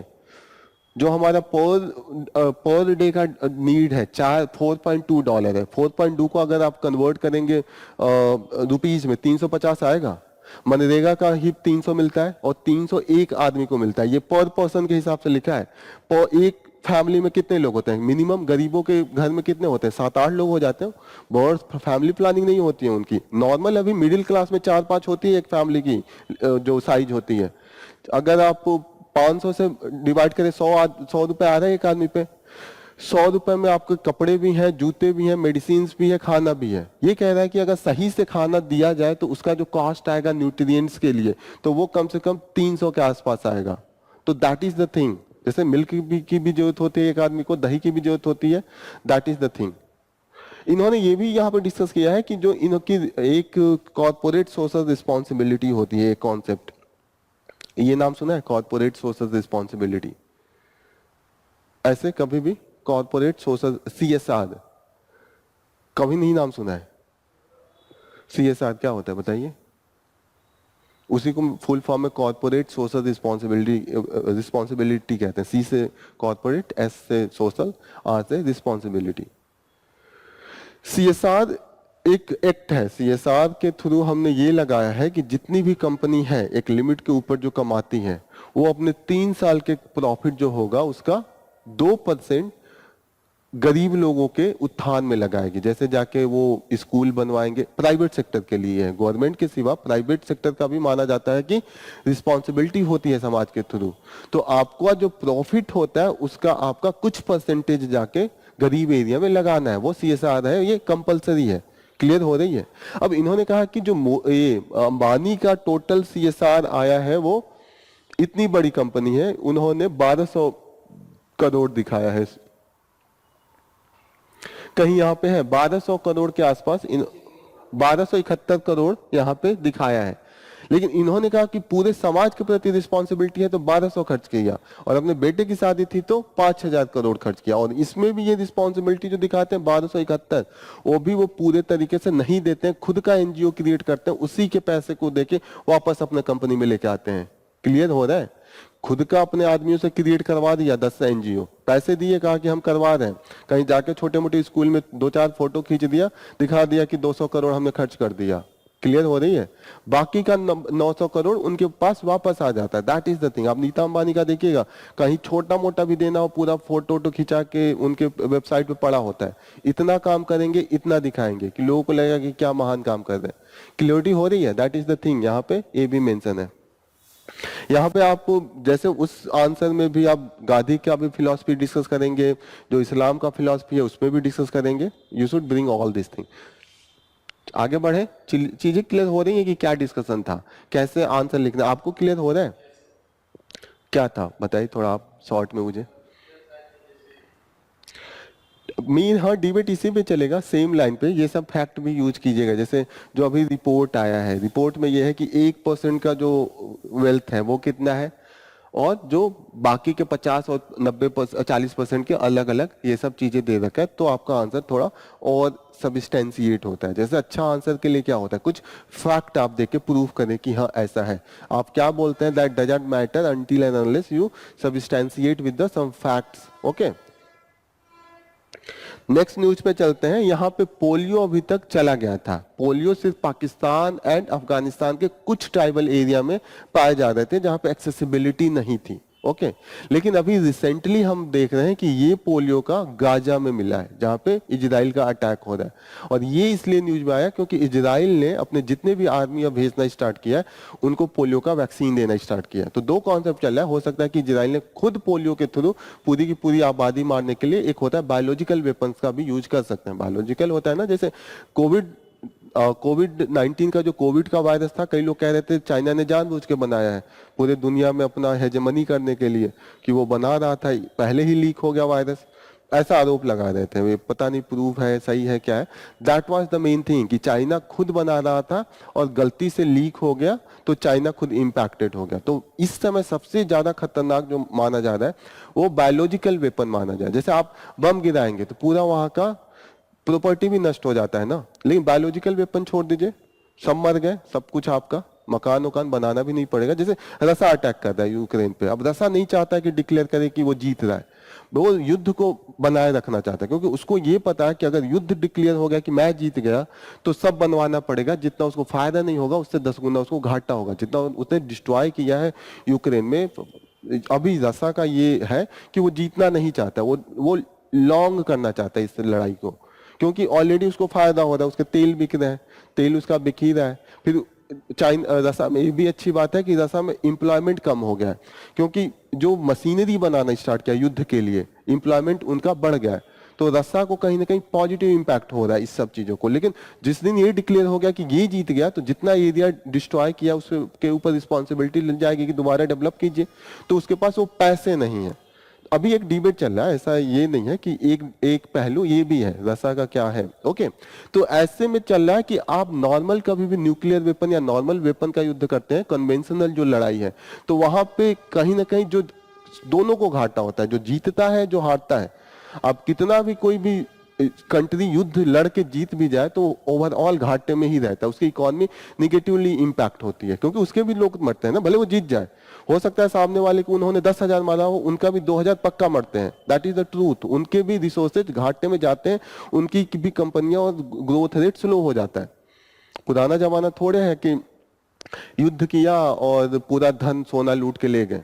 होता था ना, गजनी वजनी अटैक करें पूरा लेके रह गए, उनको कोई रिस्पॉन्सिबिलिटी नहीं होती है। अभी आपको ये भी दुनिया में दिखाना होता है कि आप रिस्पॉन्सिबिलिटी से सब कुछ डेवलप भी कर रहे हैं जीतने के बाद, होता है ना, that is the main thing. तो यहाँ पे देखिएगा कि यहाँ पे जो बात हो रही है कि बायोलॉजिकल वेपन इस समय सबसे खतरनाक टूल हो सकता है, क्योंकि पूरी की पूरी आबादी आप मार सकते हैं और सारा जितना भी वहां का रिसोर्स है उसको आप कैप्चर भी कर सकते हैं। वही यहाँ पे डिबेट चल रहा है कि क्या है, किसी को नहीं पता है। साथ साथ इन्होंने ये डिस्कस किया है कि जो पोलियो का अभी केसेस थे वो अभी अफ्रीकन कंट्रीज में भी देखने को मिला है। अभी तक हमें लग रहा था कि हम एलिमिनेट करने जा रहे थे, जो हमारा टारगेट था 2022 था, फिर उठा के उसको 2025 किया था। लेकिन अभी लग रहा है कि ये 2025 नहीं, काफी आगे बढ़ेगा, क्योंकि जो अफ्रीकन कंट्रीज है, माली एंड मोजाम्बिक, वहां पे भी केसेज हैं, क्योंकि कोविड-19 के टाइम पे जो हमने पोलियो वाला भी डिसरप्ट हो गया था। ऐसे हम रेगुलर बेसिस पे दे रहे थे, WHO फंडिंग कर रहा था, लेकिन कोविड-19 में ये कई अफ्रीकन कंट्रीज में भी पोलियो के वायरस देखने को मिले हैं। यही डिबेट यहाँ पे चल रहा है। ओके, क्लियर हो रही है? पोलियो अभी इरेडिकेट नहीं हुआ है, पाकिस्तान, अफगानिस्तान, मालवी, मोजाम्बिक और अभी गाजा में देखने को मिला है। That is all about. Next news जो हम लोग करेंगे, कोर सेक्टर का जो अभी ग्रोथ है वो उस लेवल पे नहीं है। कोर सेक्टर हमने पहले डिस्कस किया, बताइए आप लोगों में से किसको नहीं पता है कोर सेक्टर, जो एक दिन हम लोगों ने डिस्कस किया था। What is the core sector? आपको नहीं पता है? अच्छा, सिर्फ आप ही को मुझे लग रहा है पता है। अच्छा, what is the core sector, तो आप ही बताइए। ओवरऑल जैसे इंडस्ट्री होता है, इंडस्ट्रियल प्रोडक्शन बहुत कुछ होता है, बटन, कपड़े, जूते, सब कुछ होते हैं ना, ठीक है। लेकिन उसमें से 8 इंडस्ट्री ऐसा है जो मेजर है, कुछ नहीं तो नियर अबाउट 500 चीजों का हम प्रोडक्शन करते हैं अलग अलग लेवल पे। बहुत सी चीजों का होता है, different type of the medicine, ये सब बनाते हैं। लेकिन जो उसमें से 8 है वो इंडस्ट्री ओवरऑल जो हमारे टोटल इंडस्ट्री है उसका 40% करती है। इस 8 इंडस्ट्री को कोर इंडस्ट्री कहते हैं। ओके, इस 8 इंडस्ट्री में जो सबसे ज्यादा है वो रिफाइनरी प्रोडक्ट का है, वो नियर अबाउट 28% है। जैसे ये 8 कोर इंडस्ट्री है, सबसे ज्यादा इसमें रिफाइनरी प्रोडक्ट है। रिफाइनरी में क्या क्या होगा? रिफाइनरी क्रूड ऑयल को यूज करके जब हम बना लेते हैं तो होता है, ठीक है। तो crude, refinery, natural gas, crude oil. Refinery जैसे हुआ पॉलिथीन आपने बना लिया क्रूड ऑयल का यूज करके, तो ये रिफाइनरी में आएगा। ओके, जब आप प्रोसेस करके एक प्रोडक्ट बना देते हैं then it will be the refinery products. Crude oil से बनता है आपका, बिल्कुल सही है, यूज होता है, लेकिन रिफाइनरी विल बी ये सेपरेट क्लास। जब हम क्रूड ऑयल देखिए हम बाहर से मंगाते हैं अरब से, और रिफाइनरी हम एक्सपोर्ट करते हैं बना के, that is the main thing. Okay, तो यहाँ पे जो सबसे ज्यादा है रिफाइनरी क्या है, उसके बाद इलेक्ट्रिसिटी का है। हमें लगेगा कि सबसे ज्यादा फर्टिलाइजर एंड सीमेंट का है, लेकिन ये सबसे कम है। लेकिन ओवरऑल ये 8 मिला के 40% इनका कंट्रीब्यूशन है ओवरऑल इंडस्ट्रियल प्रोडक्शन में, ठीक है। अगर इनमें पॉजिटिव इंपैक्ट रहता है तो हम देखते हैं कि ओवरऑल हमारा जो इंडस्ट्रियल ग्रोथ है पॉजिटिव है, और इसमें अगर निगेटिव इंपैक्ट आता है तो इसमें हम ओवरऑल इंडस्ट्रियल ग्रोथ निगेटिव होता है। क्लियर हो रही है ये चीजें? ये आप लोग नोट कीजिएगा, जो सबसे ज्यादा है वो रिफाइनरी है, दूसरे पे इलेक्ट्रिसिटी है। ये एक साल पूछा भी है यूपीएससी में। सबसे नीचे जो है फर्टिलाइजर है और उसके बाद सीमेंट है। ये 8 एक बार लिख लीजिए, 8 पता होना चाहिए। Which are the core industrial, coal, crude, आप ऐसे लिखिएगा जो ऊपर से नीचे आना चाहिए। सबसे पहले रिफाइनरी, हाई से लो में जाइएगा, सबसे पहले रिफाइनरी लिखिएगा, फिर आप इलेक्ट्रिसिटी लिखिएगा, तीसरे पे स्टील है, चौथे पे कोल है, 5वें पे नेचुरल गैस है, क्रूड ऑयल है, उसके बाद नेचुरल गैस है, लास्ट है cement and then fertiliser. This is the core industry. किसके अंडर में आता है ये? Ministry of commerce and industry, simple उसी के अंडर में आएगा। इसका ओवरऑल ये है कि अभी भी इसका रिजल्ट निगेटिव में जा रहा है। जो जिस तरीके से ग्रोथ था इलेक्शन के पहले, इलेक्शन के टाइम में ग्रोथ स्लो हो गया था, इलेक्शन का भी इम्पैक्ट था, और अभी हम देख रहे हैं कि उससे बाहर नहीं आ पा रहा है। वही इन्होंने लिखा है कि इलेक्शन ओवरहैंग होता है ना, ओवरहैंग। जब आदमी रात को शराब पीता है तो सुबह उठ के भी थोड़ा सा दिमाग चकराता है, ओवरहैंग वही होता है। तो इन्होंने कहा इलेक्शन का ओवरहैंग अभी भी है, तो that is the main thing.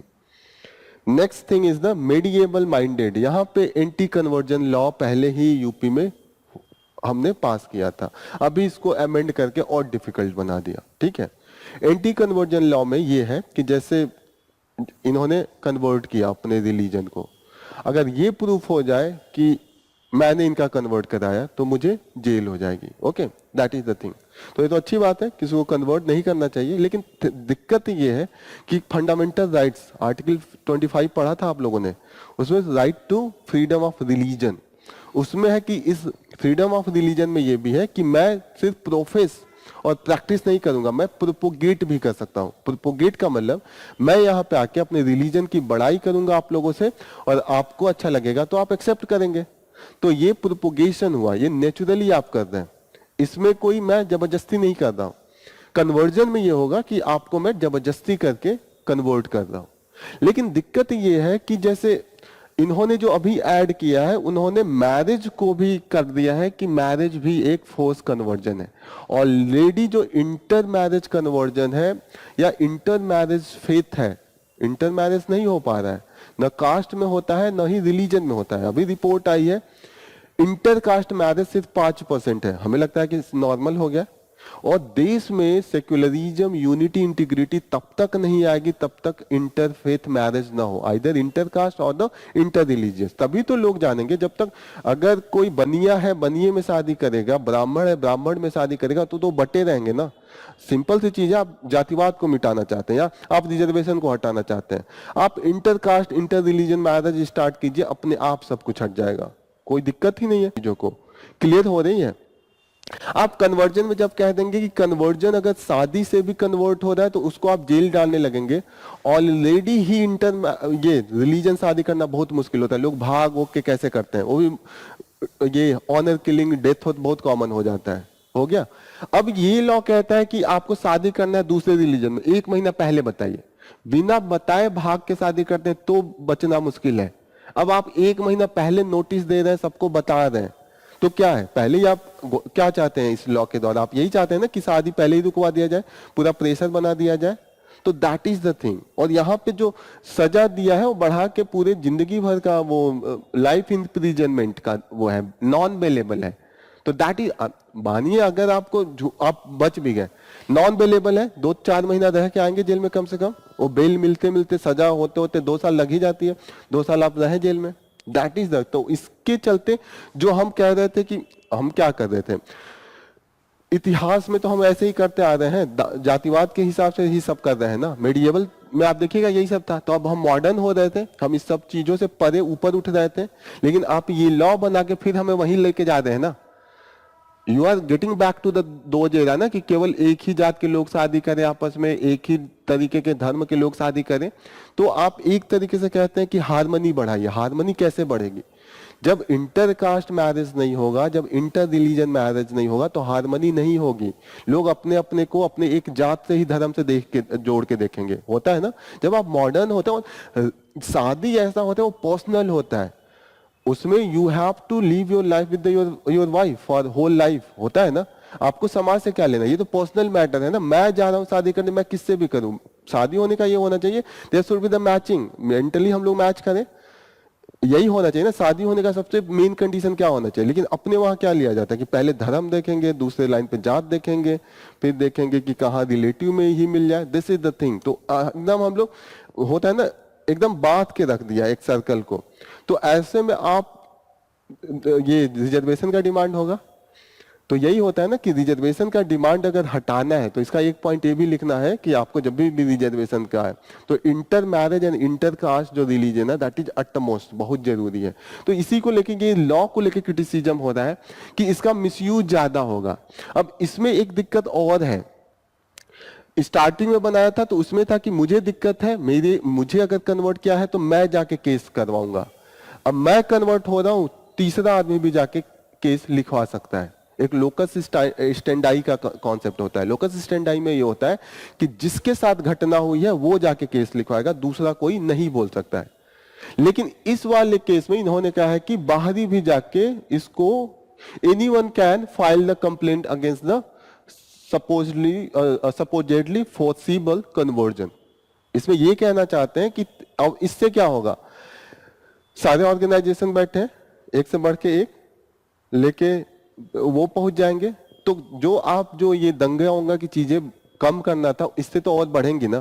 पहले होता था मुझे कन्वर्ट किया तो मैं जाऊंगा, अब तो कोई जाएगा, वो सब घर पे आके लगेंगे हुड दंगाई करने। This is the main thing. तो इसीलिए यहाँ पे कहीं ना कहीं ऐसे चीजों में यही क्रिटिसाइज कर रहे हैं कि कहीं ना कहीं ये हम वापस सर्कल को, अपना जो साइकिल आगे बढ़ा रहे हैं वो हमने पीछे कर दिया। That is the main thing. Clarity हो रही है कि क्या है ये कन्वर्जन लॉ। कन्वर्जन लॉ में ये है कि फोर्सिबल, और कहीं ना कहीं ये हमारे कई फंडामेंटल राइट्स को वायलेट कर रहा है। सबसे पहले राइट टू रिलीजन को भी वायलेट कर रहा है। दूसरी चीज है कि हमारा फ्रीडम है ना, right to life and liberty. एक अच्छा लाइफ आदमी कब जिएगा, जब अपने अनुसार वो शादी कर सके या अपने अनुसार कन्वर्ट हो सके। दिक्कत ये है कि ये भी मिसयूज होता है कि मानिए कोई कन्वर्ट हो रहा है, अपने मन से हो रहा है, लेकिन कुछ गिफ्ट उसको दे देते हैं, जैसे चर्च वाले गए या मिशनरी हुए, अब उसको ये दिखा देंगे कि ये फोर्सिबल था, लालच दे के आपने करा। शादी को अभी, शादी पहले नहीं था कि मैरिज हो गया तो उसको फोर्स नहीं माना जा रहा था, अब मान रहे हैं कि शादी भी किया तो माना जाएगा कि फोर्स कन्वर्जन है। तो यहाँ पे अब आदमी शादी से ही बचने लगेगा। दिक्कत ये है, तो कहीं ना कहीं चीजें और रिस्ट्रिक्ट हो जाएंगी। That is the main thing. Clear हो रहा है? आपको बताएगा वो नोटिस देके, पुलिस स्टेशन में जाके बोलेगा, किसी को ऑब्जेक्ट करना है तो वो ऑब्जेक्ट करना होगा। इंटरकास्ट में नहीं, इंटर ये कन्वर्जन है, रिलीजन है। कितने लोग कास्ट इंटरकास्ट के सपोर्टर, मतलब 3 लोग नहीं है, तब ये तो इंटर रिलीजन में भी नहीं होंगे। जब कास्ट में का बैरियर नहीं टूट रहा है तो रिलीजन का नहीं। इंटर रिलीजन में आप चारों में से, अच्छा 2 लोग, आप लोग इंटर रिलीजन में नहीं, 3 लोग आप नहीं है इंटर रिलीजन में। क्यों इंटर रिलीजन? अच्छा वो नहीं है पीछे, आशीष क्यों?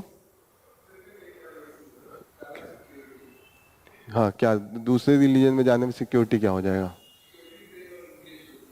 कैसे? केस तो अपने सबसे ज्यादा तो खुद कास्ट में होता है, एकदम धूमधाम से होता है। सबसे ज्यादा तो जला के मारने की केसेज होते हैं, जो सबसे ज्यादा वो पंडित जी से निकलवा के नहीं होता है शुभ मुहूर्त में, उस वाले केस में तो सबसे ज्यादा होता है ये जला के मारने वाली।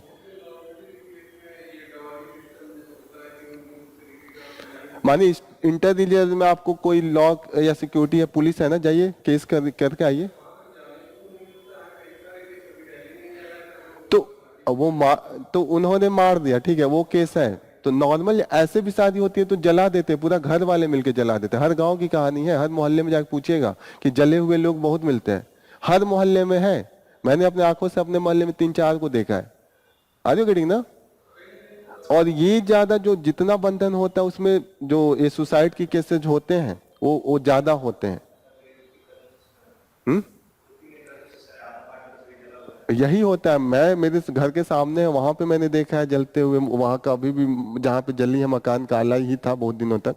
तो वो आपको बहुत कॉमन मिलेगा, और वो एकदम मुहूर्त देख के शादी होती है कि 12 बजे रात को होना है तो 12 बजे एकदम टाइम से करते हैं, लेकिन वहां पे हो जाता है। और मैंने देखा है कई ऐसे लोग जो इंटर रिलीजन के बहुत अच्छे से रह रहे हैं। तो दैट डजंट मैटर, वो तो होता है 2 इंडिविजुअल कैसे रह रहा है ना। भले एक चीज मुझे अच्छी लगती है, जो अंग्रेज हैं भले उनमें डाइवोर्स ज्यादा है, लेकिन जला के मारने वाली केसेस नहीं है। वो बाद में भी अच्छी जिंदगी जीते हैं डाइवोर्स के बाद भी, और उनके बच्चे भी अच्छे जीते हैं। दैट इज द केस, आप पढ़िएगा। और ये जो जला के मारने वाली जो डॉरी वोरी वाली केसेज है अपने ही वहां है, क्योंकि आप यही एक ही ऑप्शन देते हैं, मर जाओ, बाहर जाओगे नहीं। डाइवोर्स का सिस्टम है ही नहीं, डाइवोर्स तो ले ही नहीं सकता, पूरी जिंदगी लीजिए, पूरा फैमिली भी प्रेशर बना देती है।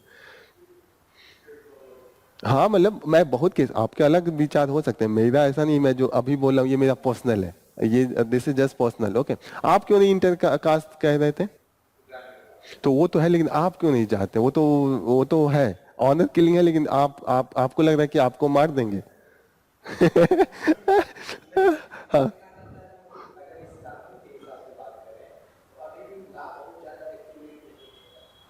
तो ये तो लॉ और ऑनर किलिंग बढ़ा देगा ना, ये तो बता देगा, एक महीना पहले नोटिस देना है कि बताइए आप। ये तो और ऑनर किलिंग बढ़ा देगा ना, पहले तो बच के भाग जाते थे मुंबई, एक दो दिन लगता था, जाके शादी वादी कर लेते, काम खत्म, फैमिली भी धीरे धीरे एक्सेप्ट कर लेती थी 2-4 महीने में। फैमिली 2-4 महीने विरोध करती है, लेकिन अब तो फैमिली क्या पूरा ऑर्गेनाइजेशन आ जाएगा, अब तो बाहरी भी तो केस कर सकते हैं।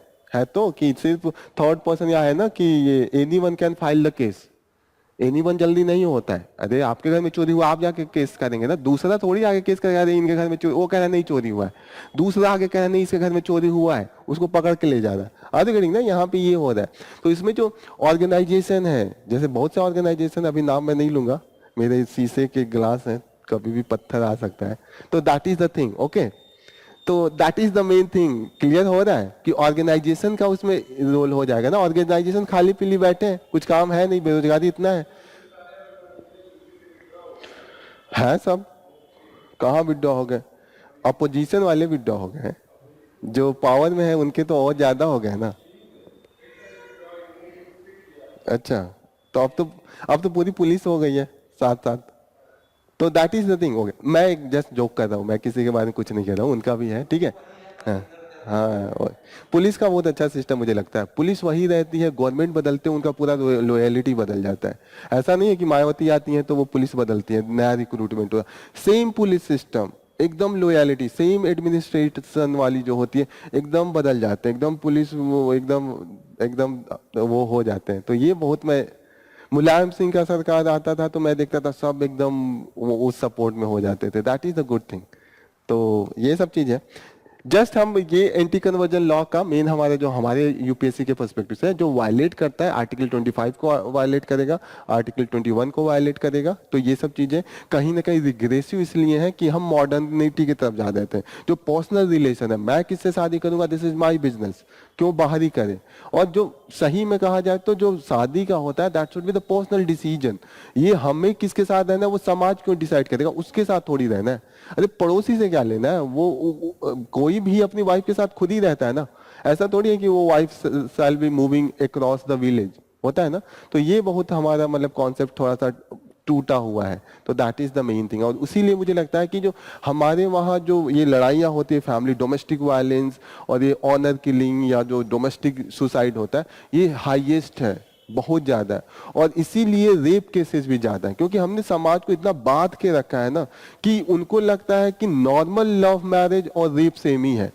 यहाँ पे लोगों को समझ में नहीं आता है कि there is the difference between the rape and the जो हमारा नॉर्मल लव मैरिज या जो भी होता है। हमने इतना लव मैरिज को इतना खराब तरीके से कहा है ना, लोग उसको बहुत निगेटिव तरीके से लेते हैं। This is very normal thing.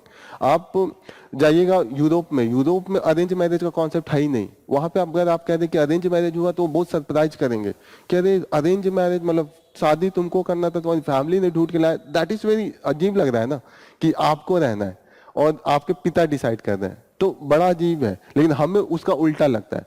जितने भी रेपिस्ट होते हैं उनको लगता है कि अगर कोई लड़की थोड़ी मॉडर्न हो रही है तो उसको वो निगेटिव रूप से देखते हैं। उनको लगता है कि this is crime against the society. Nirbhaya case में ही आप जब उनका बयान पढ़ते तो आपको लगता कि वो कह रहे हैं कि हम तो सही हैं, वो गलत थी जो उनका रिपोर्टिंग था। क्लियर हो रही है चीजें, that is the main thing. Next news है कि हम इस बजट में साइंटिफिक एरिया में क्या क्या लेके आ रहे हैं। जैसे इस वाले बजट में हमने सबसे कम नया नया चीज है, जैसे नहीं पुराने टाइम पे जो कंटिन्यूअसली हमारा बजट आता था, एक नया मिशन लेके आते थे, इसमें कुछ नया मिशन नहीं है। और इसमें बस इन्होंने जो CSIR का है, जो मेन हमारा साइंटिफिक रिसर्च करता है, that is the council of the scientific and industrial research. यही मेन हमारा जितने भी नए रिसर्च पे करते हैं, इनका जो फंडिंग है उसको 1000 करोड़ बढ़ाया है। तो दैट इज द थिंग। दूसरी चीज, हमने अनुसंधान नेशनल रिसर्च फाउंडेशन ऑलरेडी इस पे पुश कर रहे हैं। इसमें हम कह रहे हैं कि जो प्राइवेट सेक्टर का फंडिंग है नॉर्मल हमारे वहाँ क्या है, नॉर्मल डेवलपिंग कंट्री में जहाँ पे रिसर्च एंड डेवलपमेंट ज्यादा है, प्राइवेट फंडिंग ज्यादा होती है। इंडिया में क्या है, गवर्नमेंट फंडिंग ज्यादा है। अगर गवर्नमेंट फंड करेगा तो नॉर्मल चीजों के लिए थोड़ी करेगा। अगर गवर्नमेंट फंडिंग करेगा तो उसका काम है रेलवे में करेगा, इसरो में करेगा, डीआरडीओ में करेगा, लेकिन ये थोड़ी अच्छा करेगा कि चेयर अच्छा बनाने के लिए नया ला देते हैं या किसी के बीमारी के लिए नया लाते हैं। उनका जो खुद का ऑर्गेनाइजेशन है उसी पे रिसर्च के लिए मेन देगा कि रेलवे में कैसे नया कर ले। तो इसीलिए प्राइवेट जब फंडिंग होती है रिसर्च एंड डेवलपमेंट, तो वो बनाएगा कि कुर्सी कैसे अच्छा हो, ये पेन कैसे अच्छा हो, लैपटॉप कैसे अच्छा हो, और डिफरेंट जो आम जनता की चीज है वो कैसे अच्छा हो, क्योंकि वो प्राइवेट प्रोड्यूस कर रहा है ना। गवर्नमेंट तो अपना गवर्नमेंट वाली चीजें प्रोड्यूस कर रहा है, तो उसमें वो फंडिंग कर रहा है। तो मेन हम जो अनुसंधान नेशनल रिसर्च फाउंडेशन बना रहे हैं उसमें प्राइवेट फंडिंग की बात कर रहे हैं। दूसरी चीजें हैं जो गवर्नमेंट फंडिंग है उसका लिमिट है, गवर्नमेंट को तो खर्चे भी तो चलाना है, लोगों को सैलरी देने, इनके इतने एम्प्लॉय हैं। प्राइवेट सेक्टर के पास जो एक्स्ट्रा मनी है उसको हम ज्यादा इन्वेस्ट कर सकते हैं, लेकिन प्राइवेट सेक्टर को ट्रस्ट नहीं है, इसीलिए वो ज्यादा करते नहीं है कि हमारा जो है आउटपुट नहीं आएगा उतना ज्यादा। पेटेंट का भी इतना नहीं है इंडिया में, सिक्योरिटी जो है, तो इस सब चीजों को लेके हम चाहते हैं कि private funding research and development में ज्यादा है, और उसके लिए अनुसंधान नेशनल रिसर्च फाउंडेशन गवर्नमेंट ने अलग से चलाया है। ठीक है, ये लिख लीजिएगा, and that is mainly for this. दूसरी चीज है कि एग्रीकल्चर में हम रिसर्च करना चाहते हैं, मेनली हम जो प्रोडक्टिविटी है वो बढ़ा दें। प्रोडक्टिविटी में जैसे कि मानिए नॉर्मल राइस की कितनी खेती हो सकती है एक साल में, एक ही चांस होता है यूपी में, किसी किसी स्टेट में 2, किसी किसी स्टेट में 3 है। जैसे असम में, वेस्ट बंगाल में 3-3 खेती कर लेते हैं क्योंकि बारिश ज्यादा है वहां पे, तो वहां पे 3 हो जाती है। लेकिन नॉर्मल हम 1-2 से ज्यादा नहीं कर सकते। अभी हम चाहते हैं कि जो मानिए जो प्रोसेस है, मानिए धान की जो टोटल है जो हम 6 महीने में करते हैं, हम ऐसा सीड्स बना दे 1 ही महीने में वो ग्रो करके फसल दे दे, तो 6 महीने में 6 बार हम कर सकते हैं, 6 प्रोडक्शन कर सकते हैं। तो हम ये कर रहे हैं कि जो हम सीड्स नया बनाए उसकी जो ड्यूरेशन है वो रिड्यूस कर दें, उस पे हम मेनली एग्रीकल्चर में रिसर्च कर रहे हैं, और ये हमारा मेन एम है। ओके, तो यहाँ पे इसमें हम 2 चीजों को ले रहे हैं, एक इन्होंने कहा है फिनोटाइपिंग और दूसरा कहा है जीनोटाइपिंग। ये 2 कॉन्सेप्ट थोड़ा समझिएगा। फिनोटाइपिंग में ये है कि मैं किसी पौधे को जाऊंगा, उसका कलर देखूंगा, बीज देखूंगा, हाइट देखूंगा, ये सब डिसाइड करके 50 पौधों को देखूंगा और उसका मिक्स करके मैं नया प्रोड्यूस करने की कोशिश करूंगा। टोटल रिसर्च मेरा फिजिकल प्रोस्पेक्ट पे रहेगा। फिनोटाइपिंग हो गया। जीनोटाइपिंग में मैं लैब में बैठ के जीन्स पढ़ूंगा कि इस वाले में ऐसे जीन्स है, इसमें ये जीन्स है, और इसीलिए प्रोडक्शन ये है। यील्ड होता है ना कि इस बीज को मैं अगर 1 हेक्टेयर में प्रोड्यूस करूं तो 100 क्विंटल होगा, और इसको करता हूं तो 200 क्विंटल सेम एरिया में हो रहा है। तो मैं उसके जीन्स को पढ़ूंगा ना, कौन कौन सा जीन्स सिमिलर है और कौन कौन सा डिफरेंस है। जो डिफरेंस है उसको एक दूसरे से इंटीग्रेट करूंगा। क्लियर हो रहा है? तो जीनोटाइपिंग एंड फिनोटाइपिंग 2 अलग अलग तरीके हैं, इन दोनों को मिक्स करके हम चाहते हैं कि नया प्रोडक्शन को ग्रो कराया जाए और प्रोडक्टिविटी बढ़ाया जाए। That is the main thing and main discussion. हाँ, जीएमओ इसी का है, जीनोटाइपिंग। अब लेकिन हम ये कह रहे हैं कि और भी आगे जाए, फिनोटाइपिंग भी करें। जो हम उसके कलर्स वलर्स भी देख के करते हैं ना, उसको भी करें तो जल्दी जल्दी चीजें होगा। दूसरा, इन्होंने ज्यादा ग्रोथ हो एंजल टैक्स को एबोलिश किया। एक दिन मैं एंजल टैक्स डिस्कस किया था, कितनों को याद है, कितने लोग भूल गए? बजट में भी डिस्कस किया था, एंजल टैक्स को हटा दिया है। एंजल टैक्स बहुत अच्छा। एंजल क्या होगा?